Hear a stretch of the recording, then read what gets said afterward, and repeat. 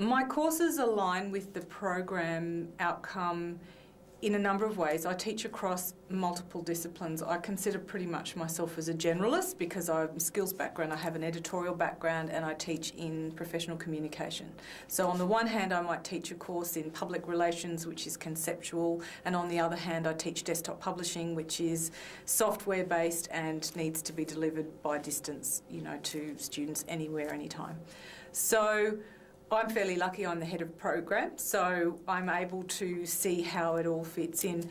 But the fact that I teach across these different areas also reflects the fact that I'm a practitioner, and I know that these different areas are required skills. So, obviously we have our meetings, and we're fairly committed to the idea of our program being practically oriented as well as theoretically based. So we have the practical skills courses in which I teach, plus we also have the theoretical skills. So I personally look at the alignment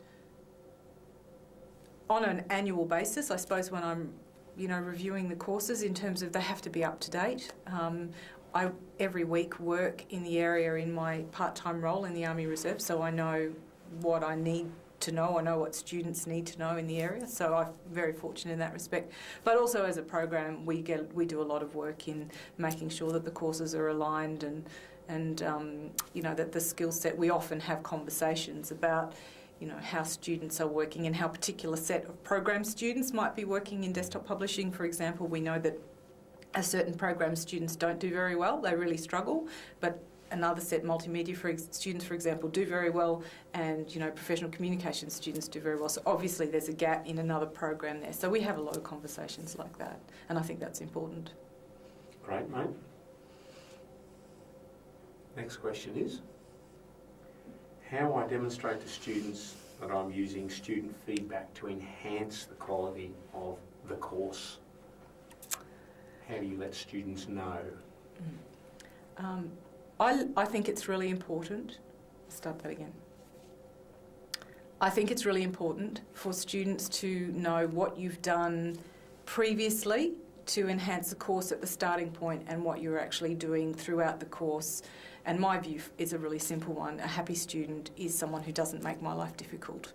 So I'm more than happy to give them as much feedback as possible. So in the new learning management system, I've enjoyed that because I have a course history statement that talks about what I've done since last term and what the common complaints are, for example, that maybe I haven't addressed but for a particular reason. Students may have said this is a really hard course. Well, yeah, we know it's hard, move on.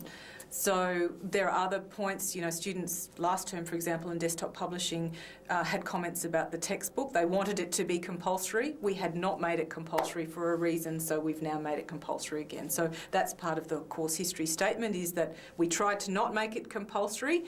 Upon student request we have, so don't complain about the textbook price because students have asked for this.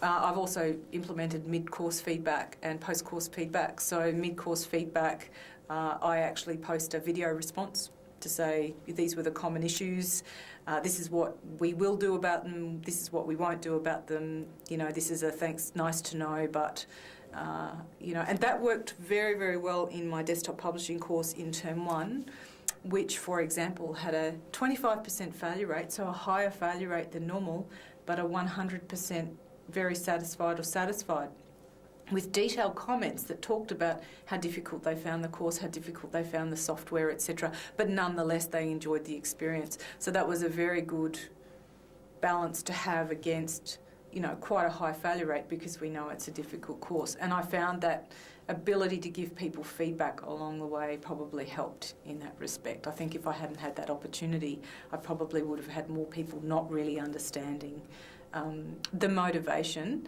Yes, we know this, of course, is hard. I told you it was hard at the beginning.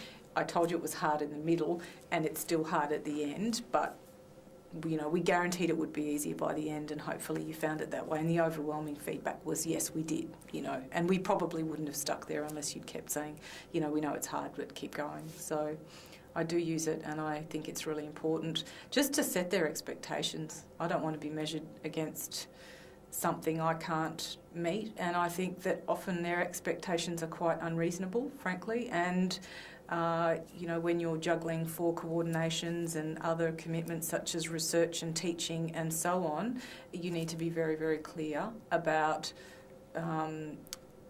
what you've done with this course, why you teach it, and where their feedback is going to fit in that scheme of things.